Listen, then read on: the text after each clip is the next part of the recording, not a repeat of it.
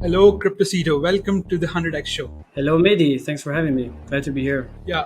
So a lot of our audience know you as one of the go-to resources for Cosmos ecosystem. And my first question for you would be around your crypto origin story. Like, what led you to crypto, and also why did you decide to focus on the Cosmos ecosystem? Yeah, I entered the space in early 2017. Back then, Bitcoin was going through $1,000 for the first time in years, and I thought, like, why are people so stupid and pay $1,000 for something virtual that nobody can see, hold, or touch? But then I spent really long time studying how money works, how central banks work. Studied economics and Chinese back then, so it was also like part of my program that I really understood how credit systems works, banks work, all this kind of stuff. And it like this, I think this initial progress was like this initial learning phase was so important for me to have this fundamental conviction of the space for the long term, because I didn't just jump in and threw money in. I actually spent a while to understand the technology and the implications of it for our society and economy. And then later, I think late summer, I started to invest my first money into crypto. Made a lot of money within 6 weeks. Lost everything throughout 2018 to 2019, but I sticked around. Had an exchange year in China where I started to go to events. This really helped me to go to physical meetups, and everybody can do that in your city wherever you are. These days, there's so many meetups everywhere. So I just started to go to events and met the right people that taught me a lot. Taught me a lot about crypto and consensus networks and investment strategies, like the broad everything that you kind of like need to be aware of that's going on in this industry.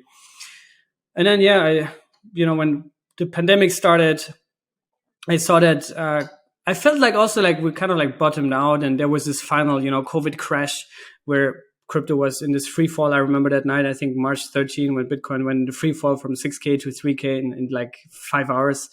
And I was glued to my computer, and I thought, like, this is it now. This is the best moment to get into crypto, for newcomers, or just to like double down now, because I actually never took any profits over the years. I just went all in, and then started a month or two later, started my first video because everybody was just home. And I thought, I have this experience. I've been around the world learning about crypto, been to conferences, did events in Latin America also. I also met Ian along this trip because he was back then on a crypto world tour, Ian, Diego, Hugo, the whole Token Metrics team. So I've also seen Token Metrics from the birth, from day one, when Ian just had this idea, now how big it became. So that's also cool to see. But yeah, that's my background. And then I just, like, when I started making videos, I didn't, whenever you start, you don't know what you talk about. You don't know what you specialize in. You just start talking. And then I just stumbled upon Cosmos on Twitter a year and a half ago almost. And then just this one developer, Jack Semplin, he responded to me and he said, hey, you want to get on a call? I can explain you how IBC works. And this was before IBC even existed. And what's the whole big picture and the vision. And so I went on a call with him, and, the rest is history from there. I just went more and more into it. But it was very, very organically. And yeah, I just love the ecosystem, love the philosophy. I'm sure everybody that's been around in 2018, 19 remembers the whole Bitcoin maximalism thing came up and became really big. And I was always like questioning, why is that people always want to pick a winner and hate everything else, and this tribalism and fanatism. So I was always kind of like against this, and Cosmos just represents that philosophy, which is why I love this ecosystem the most out of any crypto ecosystem. Yep, that's a very great backdrop you have with regards to your background. So you just mentioned IBC. For our audience, can you double tap on IBC? So one of the concerns I had with regards to IBC, like, even though there is different blockchains can communicate with each other within a hub, but that does not translate into value accrual for Atom. So we'll discuss about the value accrual for Atom, but for our audience, just tell us about IBC and why do you think it's a game changer? Okay, so the big thing to really understand here is that Cosmos is not just one blockchain, right? And it's very hard to like think about this if you just see, oh, Cosmos Hub Atom, you think like, okay, this represents the whole ecosystem, because that's the case on Ethereum, right? Everything is pegged to ETH on Ethereum. Everything is pegged to DOT and KSM on substrate networks. But Cosmos is fundamentally different because it takes this approach to say, hey, instead of having one chain that rules all the other chains, let's have a network of sovereign chains that are all independent from each other. And Terra was the perfect example recently. We can talk about this later, but Terra was the biggest Cosmos chain in terms of market cap, and it collapsed. It went to zero overnight. Did it affect Atom? Did it affect Osmo? Did it affect Juno? No, because it was a sovereign chain, right? However, it was compatible to all these chains and part of the Cosmos family, IBC family, because of IBC. And IBC is basically just a TCP/IP equivalent for the blockchain economy, because it's this open interoperability standard that everybody can implement. Cosmos chain's obviously the easiest because it's built for Cosmos SDK-based blockchains, so it's very easy for them to implement it. But in the future, I think we'll see more and more other ecosystems, other pre-OS networks integrating it. I know Avalanche is thinking about it, Near, like all these EVM chains especially. But I think IBC has proven to be probably one of the coolest and best ways for blockchains to communicate. Because up until now, we had bridges that had multi-sig keys, right, that got exploited left and right. Wormhole had a $600 million hack, or, all these, Polygon bridges and whatever. IBC is just a beautiful way to connect blockchains. It works. It is audited. It's not a bridge. It's more of an interoperability standard. So there's no central point of failure. I actually had an interview with some of the core designers of IBC a couple of weeks ago, and I asked directly, guys, how secure is this thing? And why can you do you not have central points of failure like you have on other chains, for example, or other bridge implications? So it's a fundamentally different design. And right now we have 48 chains connected through IBC. I think by the end of the year, we'll see 200 maybe. And from there, it will just be a no-brainer. And you will actually miss out if you have a blockchain that has value, that has users. You'll actually miss out if you don't implement IBC. So yeah, it's just cool to see in real time how IBC gets more and more adoption, integrations, and it's just unstoppable at this point. Yes. So one of the critiques of Cosmos ecosystem, like not Cosmos ecosystem, but Atom token holder is the value accrual. Whenever Atom or Cosmos come into discussion, the first point of rebuttal is the tokenomics and the token value accrual is not that great. How do you refute that argument? And what do you think are some of the catalysts that can actually flip this narrative, where people are like speaking from the angle that Atom doesn't have value accrual to people now kind of saying that Atom has the best tokenomics and value accrual? Yeah, I mean, if Atom already had its killer application and, the perfect tokenomics out there, it would not be in the top 30. It would probably already be in the top 5. So I see this as a giant opportunity right now, because I know it's coming. I spent the last year talking to core developers. I know like some of the smartest people in the space are working on specifically the Cosmos Hub chain, which is in and of itself like a whole, like a sovereign chain that competes with any other chain in Cosmos. But it's just this OG chain, right? And a lot of like builders, they respect that. A lot of builders are implementing Atom first. If you look at Umi, which is a lending protocol, the first coin they implemented was Atom. Omniflix, NFT marketplace, first coin they use is Atom. It's kind of like this voluntary shelling point in Cosmos, which does not enforce dependencies, but just the fact that it's this OG chain, the first one to use IBC, the first one to prove Tendermint, the first one built on a Cosmos SDK. It's like it has this high reputation. It never went down. It's been around the longest. It's the most robust. It has probably the most dilution of token holders. It's just the OG chain in Cosmos from all these stats. But what's missing, like you were saying, one, it doesn't have a killer application yet. I think we'll get into this in a second, but it will like more detail. But the killer application is going to be Interchain Security, which is basically very similar to what Polkadot also did and proved already with the parachain stuff, right? So in Polkadot, you had parachain auctions, and is accrued tremendous value for DOT people. Interchain Security for the Cosmos Hub is going to have a similar effect. I think there's also a lot of lessons learned from how Polkadot is designed, but this is going to be the killer application for Atom, and it's coming as soon as Q3 this year. So just 3-4 months left. And then the tokenomics is the second thing, the whole monetary policy of Atom. People complain about the inflation, which I think is actually pretty revolutionary, because Atom inflation is dynamic and it's pegged to the ratio of atoms that are staked. So if 2/3 of the network are staked, the inflation is at 7%. If it goes lower than that, the inflation goes up to incentivize people to stake, because staking eventually means securing the chain, right? So there's a lot of like thoughtful things in it, but they're not perfect. They require adjustments, improvements, and it's all on the roadmap. Like this monetary policy, tokenomics adjustments are coming later this year after Interchain Security is there. So yeah, to summarize, I think I see this as an opportunity, not as a bug. And the whole Terra downfall has also proven that the Cosmos architecture works, and the Cosmos Hub is not taking this aggressive approach to accrue value fast. It's rather to move slow and fix things along the way and find its rhythm, find its product market fit. And it's definitely there. So I think, yeah, we'll see with the time. I'm interested on the demand side of the tokenomics. So you mentioned interchain security.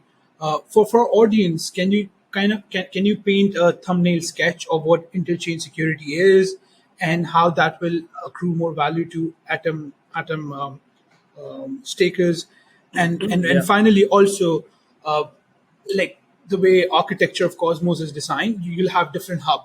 So can you expect this interchain security to also happen eventually in other hubs as well?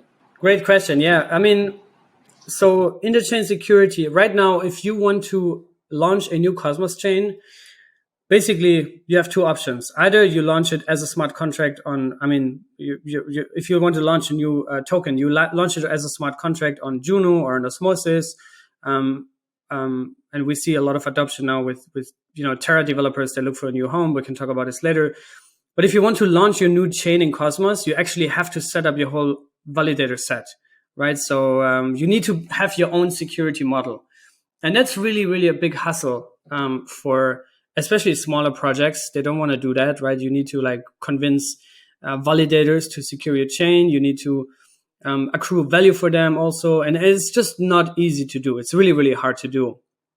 So with Interchain Security, you can skip this whole process and you can just say, hey, I'm launching a so-called consumer chain. That's the equivalent of a parachain in Polkadot. You can launch a consumer chain and you can pack that consumer chain to rent security from the Cosmos Hub.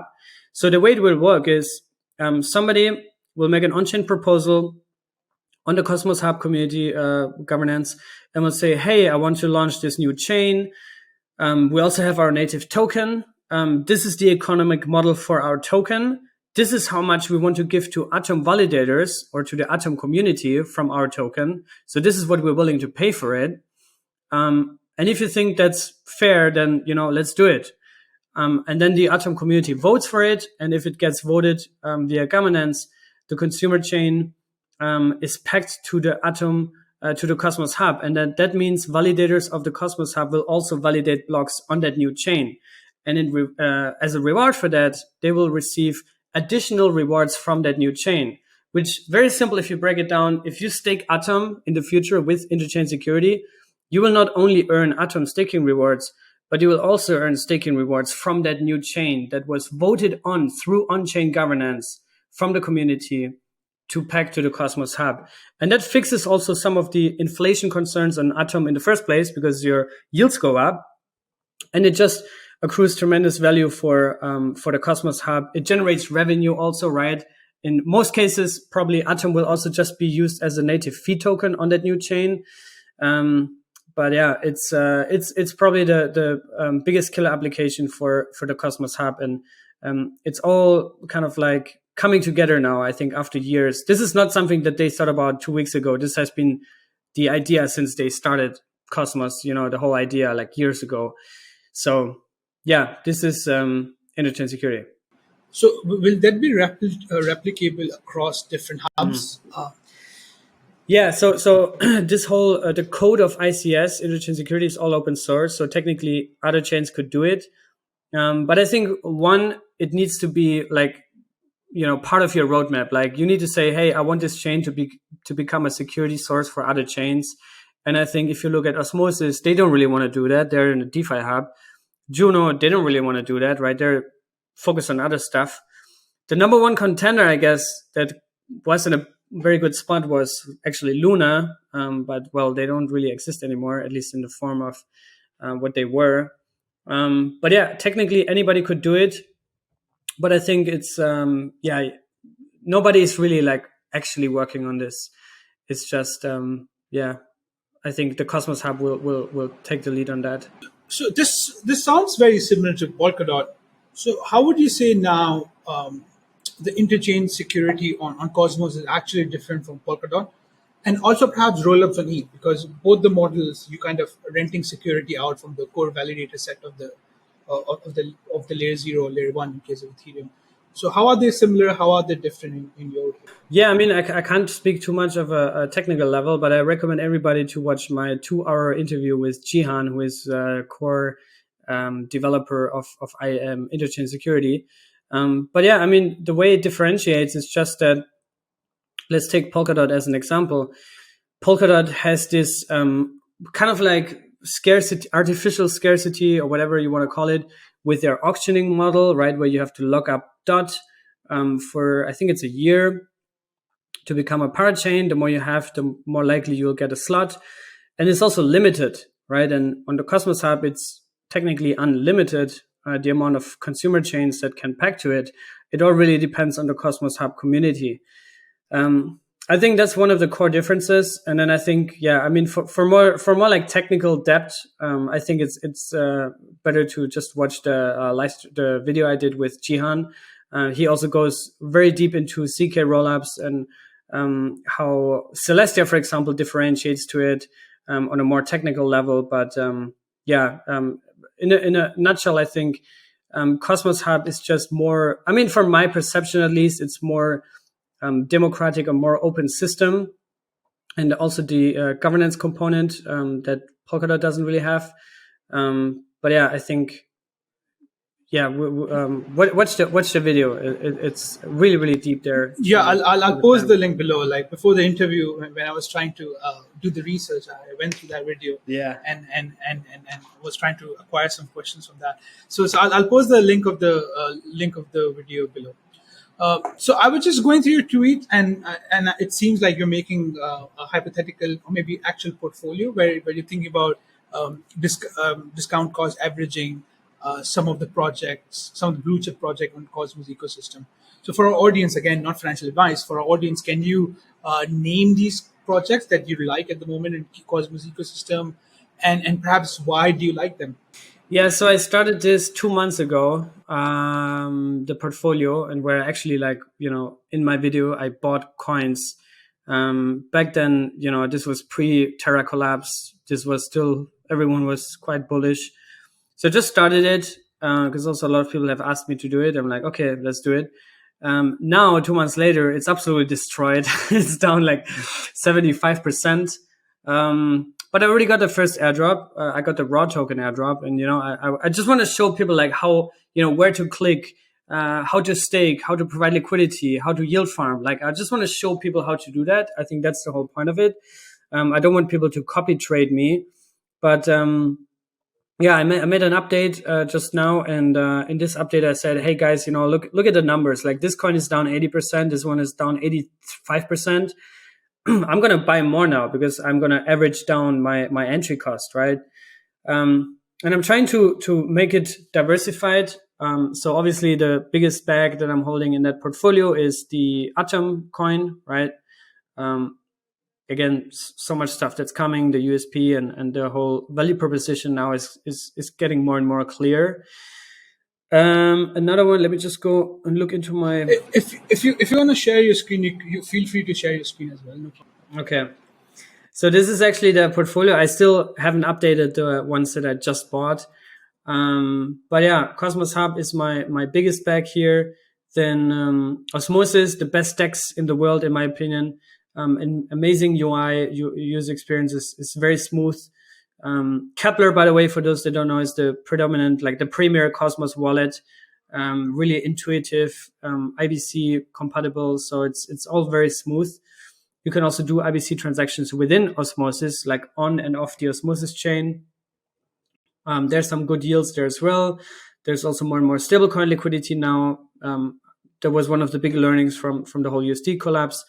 So Osmo, and then Secret Network. I think they're also one of the most underrated Cosmos chains, probably, because they have barely any competition, and they're building this meta privacy layer. And there's so many protocols being like built on top of it or inside of it, like Shade Protocol or Secret Swap is there, Stash as an NFT marketplace. Like the Secret ecosystem itself is pretty big already. So that's why I think that's a must have as well.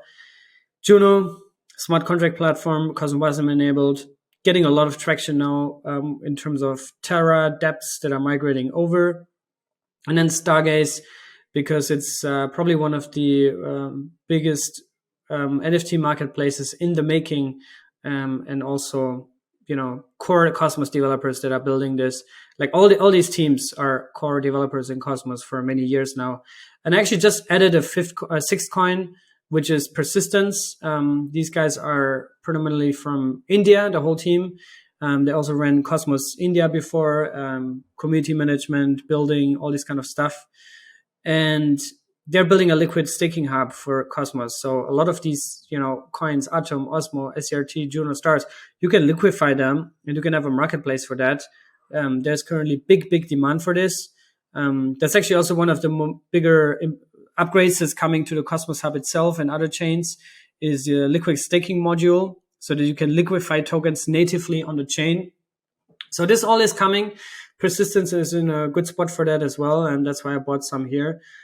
But yeah, as you can see, it's still down like 70-something%. So yeah, still I like right it. Now. Yeah, I still like your portfolio. We share two common, again, not financial advice, but we share two common projects, like one Cosmos and another Secret. Nice. Both our projects I personally like, and yeah. So those were the current projects. I'm going to put you in the spot again and perhaps ask you what are some of the future Cosmos projects or like projects building on the Cosmos ecosystem that you're excited about, and also share with our audience why. Yeah, there's a couple ones that are coming. I saw you just recently interviewed Sergey from Axelar. That's a very big one. That the satellite app is already live. The product already launched, but the AXL token didn't launch yet. I think they will go live as early as July or something like that. Yes. So Axelar is pretty big, enabling more and more interoperability, where IBC is just one part of it. Then Agoric is probably the biggest, most highly anticipated one that is going live this year. For one, because they're JavaScript smart contract platform, so they're onboarding millions of JavaScript developers potentially. At least that's their goal. Very well funded, big team, super active. Have a lot of hype already, and they're also launching a new stablecoin which is collateralized called IST, the Interstable token or something like that. It's predominantly backed by Atom. So that also feeds this Atom as a currency of Cosmos narrative or theory. That one is coming. And then, FMOS just went live, but this, I guess, doesn't count anymore as an upcoming one. That was the biggest one that everybody was so excited about, and they're still early, but really, really cool stuff. What else? We have Omniflix. That's also a NFT platform that's going live. They broke the world record in the amount of active validators on a Cosmos chain. They had 950 plus, I think almost 1,000 validators on a Cosmos chain. So there's just so much that's coming. I mean, exciting times ahead. Definitely. So one of the theses, like I know the whole debacle with USD and Luna. So one of the theses with USD and actually Luna was they'll become one of the de facto stablecoins of Cosmos. Also try to infiltrate Ethereum and Avalanche ecosystem, and they were trying to do so. So now it kind of feels like, in Cosmos at least, USD is no longer the de facto stablecoins, and I'm not sure. I believe Cosmos might be without a stablecoin at the moment. I'm not sure. So, like you mentioned, one of the project, but who do you think can take place? Who do you think can take place of UST with regards to becoming one of the de facto stablecoin? Like some of the projects that you believe can take that place, perhaps project you'll perhaps bet on in the future that it will take place, take over Yeah. UST. I think IST is in the best spot. I think they will go live in September, October. I think that's the timeline right now.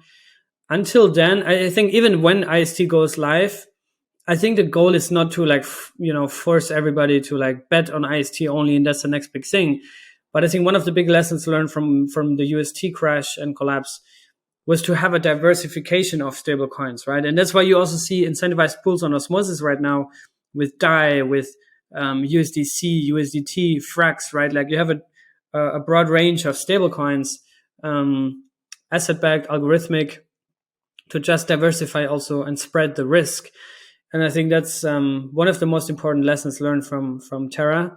But IST is coming, like I said. It will not be backed by Atom only, I think initially primarily, but then it will also be backed by a basket of IBC assets, right? So Osmo, Juno, the ones with the highest market cap, the most stable ones, that will back IST. It will also be up to the community to decide which coins should be added as a reserve.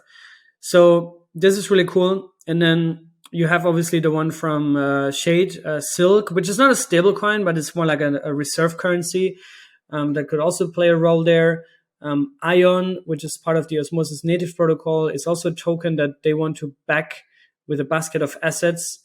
Then there's eEuro from the eMoney team, which is backed by yield-bearing real-world assets, and they're also regulated.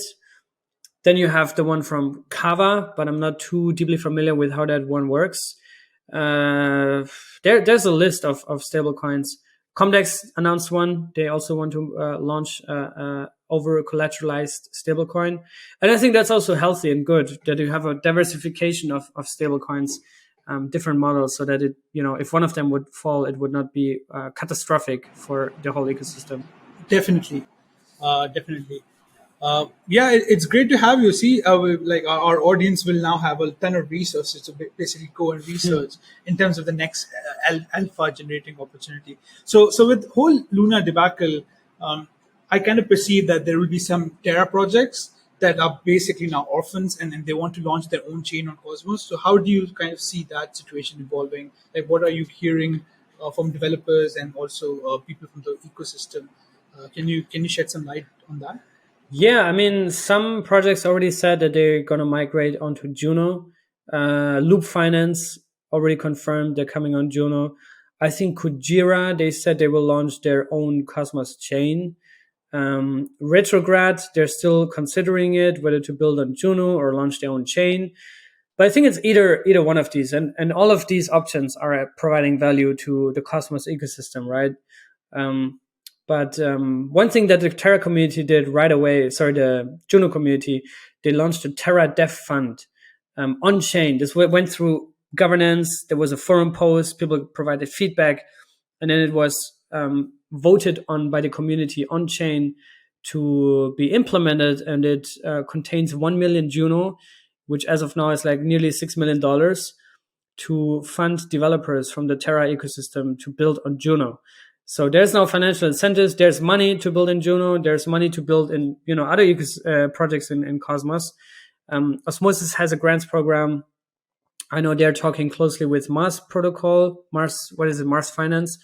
I'm not sure if that was already announced or if they're still considering it. But I think Mars is coming to Cosmos. Pretty sure. I think Astro and Mars. Pretty sure they want to launch on Cosmos now. Yeah. So you see, it's all there because I mean the technology is nearly the same, right? I mean Terra was built on CosmWasm as well, implemented CosmWasm, an older version of it, but still it's an easy migration for them to get into the rest of Cosmos.